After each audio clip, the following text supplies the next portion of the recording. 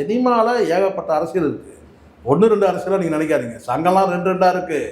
என்னென்னமோ நடக்குது. சினிமாவில் ஏகப்பட்ட அரசியல் உள்குத்துகள் நிறைய இருக்குது. சரிங்களா? அதெல்லாம் வந்து வெளியிலேயே சொல்ல முடியாது. பல பேர் வெளியில் சொல்ல முடியாமல் இருக்கிறாங்க. உன்னத்தள்ளு எண்ணத்தள்ளு குழியை வெட்டு அதில் தள்ளு இந்த மூடு நிறைய இருக்குது.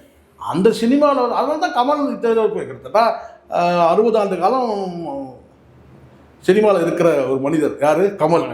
சீனியர் மோஸ்ட் இன்றைக்கி சினிமாவில் இருக்கிறது யாருக்குன்னா 60 ஆண்டு காலம். ரஜினி 50 ஆண்டு காலம் சொன்னால் இவர் 60 ஆண்டு காலம். யார்? கமல்.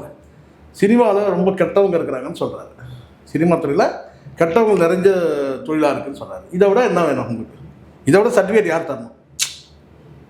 அதனால் சினிமாவில் இதெல்லாம் நடக்கும் சார். அதில் ஜெயிக்கிறதுன்றது சாதாரண விஷயம் இல்லை. பட் எனக்கு தெரிஞ்ச வரைக்கும் ஒரு பெரும் கூட்டத்தை சேர்த்துட்டார். யார்? பாலா.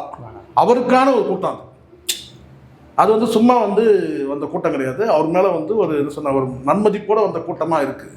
நம்ம வெறும் சினிமா ரசிகருக்கான கூட்டம் மாதிரி தெரியல.